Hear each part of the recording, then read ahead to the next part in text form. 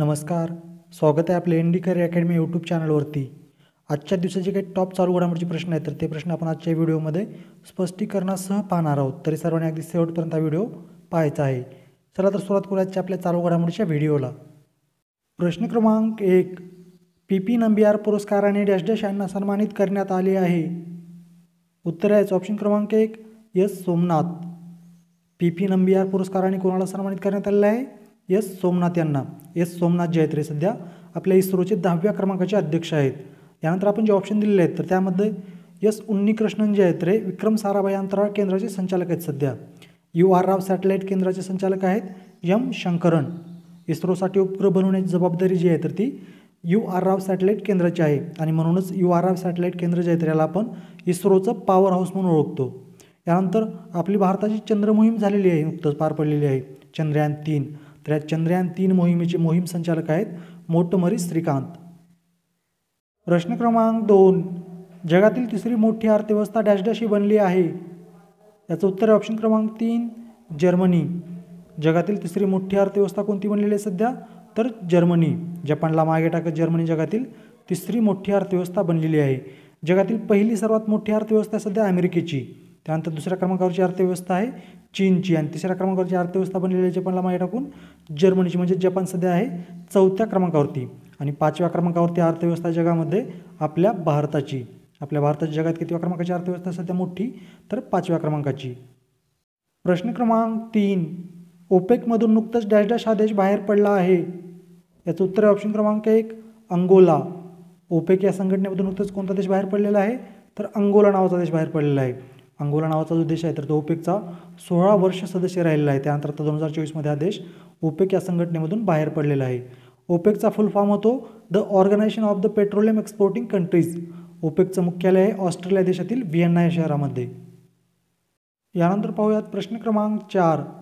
भारतीय chartered account संस्थेचे 72वे अध्यक्ष डॅश डॅश हे बनले आहेत. याचं उत्तर ऑप्शन क्रमांक 1 रणजित कुमार अग्रवाल. भारतीय चार्टर्ड अकाउंट संस्थेचे 72व्या क्रमांकाचे अध्यक्ष बनलेले सध्या रणजित कुमार अग्रवाल. या संस्थेची स्थापना जी आहे तर ती 1 जुलै 1949 रोजी करण्यात आलेली होती. भारतीय चार्टर्ड अकाउंट संस्थेची स्थापना कधी करण्यात आलेली होती? 1 जुलै 1949 रोजी.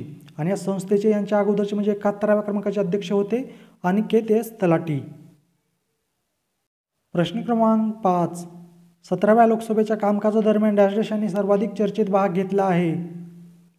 याचं उत्तर आहे ऑप्शन क्रमांक 1 पुष्पेंद्र सिंह चंदेल. 2019 पासून आपल्या देशामध्ये 17व्या क्रमांकाची लोकसभा आहे.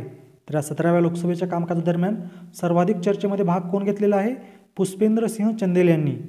पुष्पेंद्र सिंह चंदेल जे आहेत ते भाजपचे हमीरपूर मतदारसंघातील खासदार आहेत. कोणत्या मतदारसंघातील? हमीरपूर या मतदारसंघातील हे भाजपचे खासदार आहेत पुष्पेंद्र सिंह चंदेल.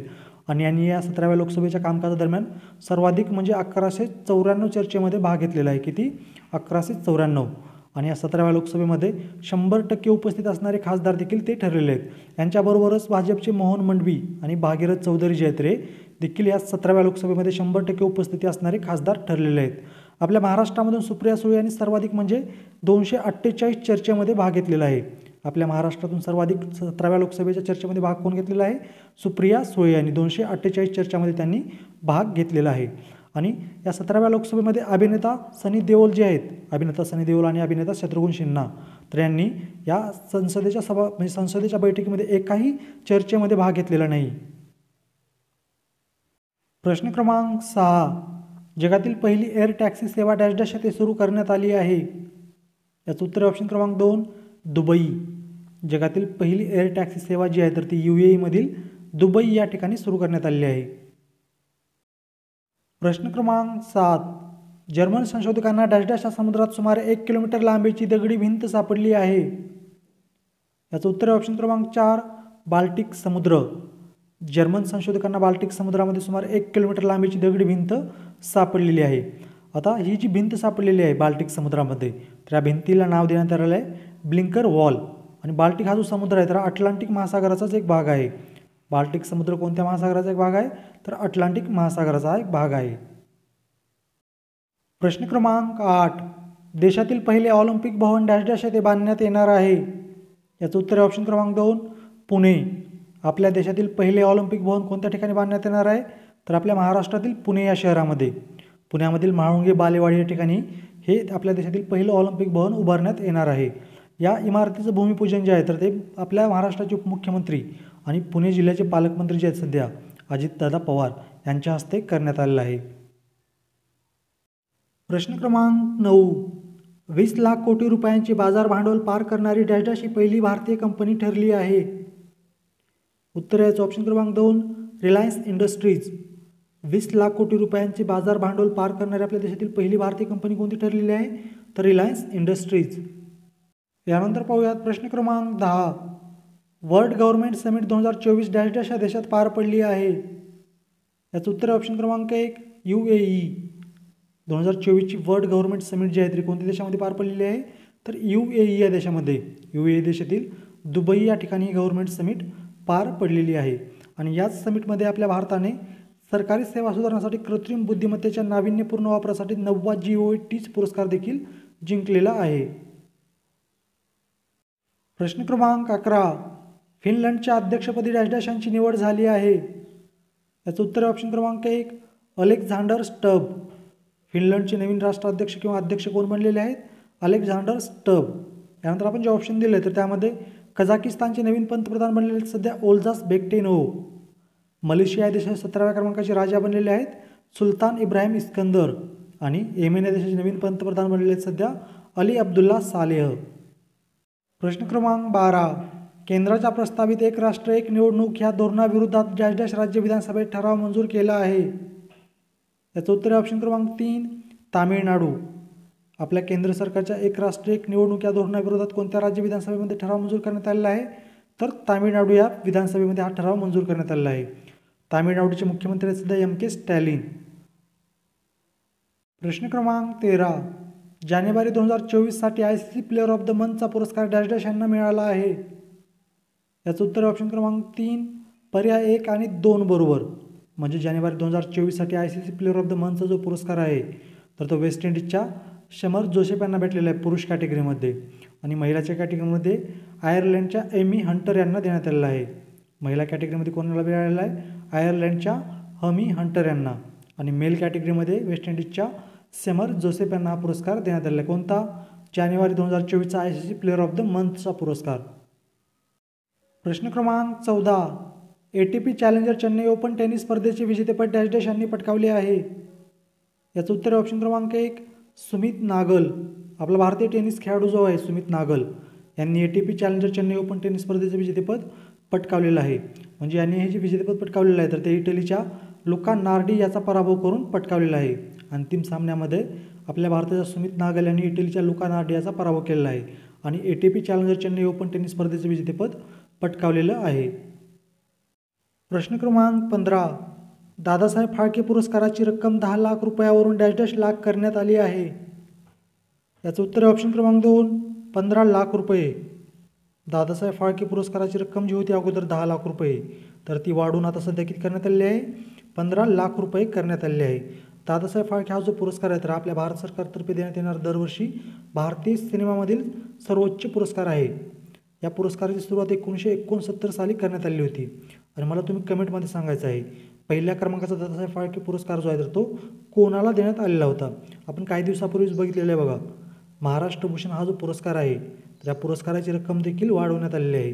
महाराष्ट्र भूषण पुरस्काराची रक्कम देखील अगोदर 10 लाख रुपये होती. मात्र सध्या महाराष्ट्र भूषण पुरस्काराची रक्कम 25 लाख रुपये करण्यात आलेली आहे. आणि दादासाहेब फाळके पुरस्काराची रक्कम 10 लाख रुपयावरून 15 लाख रुपये करण्यात आलेली आहे.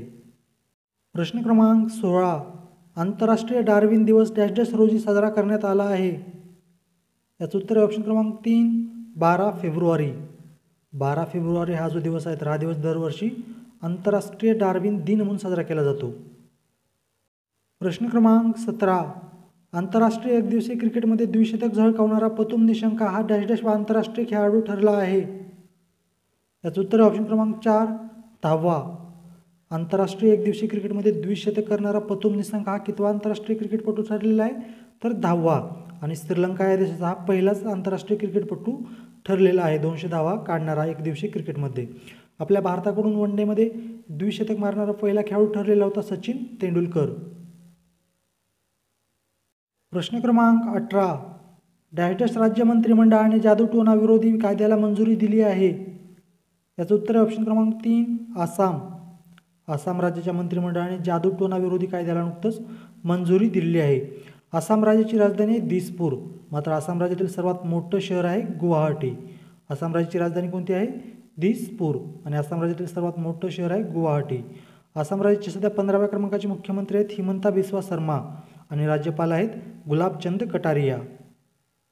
आणि यानंतर पाहूयात तुमच्यासाठीचा आजचा प्रश्न. जागतिक बँकेच्या लॉजिस्टिक परफॉर्मन्स इंडेक्स 2023मध्ये भारत डॅश डॅशव्या स्थानावरती आहे? या प्रश्नाचं उत्तर सर्वांनी कमेंट करून सांगायचं आहे. प्रश्न काय आहे? जागतिक बँकेच्या लॉजिस्टिक परफॉर्मन्स इंडेक्स 2023मध्ये आपला भारत कितव्या क्रमांकावरती किंवा कितव्या स्थानावरती आहे? अशा प्रकारे सर्व स्पर्धा परीक्षे दृष्टिकोनातून जे चालू घडामोडीचे अत्यंत महत्त्वाचे प्रश्न आहेत तर ते प्रश्न आपण या चालू घडामोडीच्या सिरीजद्वारे रोज पाहत आहोत. तुम्ही जर आणखीन आपलं यूट्यूब चॅनल सबस्क्राईब केलं नसेल किंवा चुकून सबस्क्राईब करायचं राहिलं असेल तर आपल्या यूट्यूब चॅनलला सबस्क्राईब करून बेल आयकॉनचं बटन क्लिक करायला विसरू नका. त्याचबरोबर तुम्हाला जर मी दिलेली माहिती आवडत असेल, समजत असेल तर आपल्या चॅनलला, आपल्या व्हिडिओला लाईक, कमेंट आणि शेअर करायलाही विसरू नका. आणि मित्रांनो, तुम्हाला जर या व्हिडिओच्या PDF नोट्स किंवा GKच्या PDF नोट्स हव्या असतील तर तुम्ही आपला टेलिग्राम ग्रुप किंवा व्हॉट्सअप ग्रुप जॉईन करू शकता. या दोन्ही ग्रुपची लिंक मी तुम्हाला या व्हिडिओच्या डिस्क्रिप्शनमध्ये दिलेली आहे. धन्यवाद.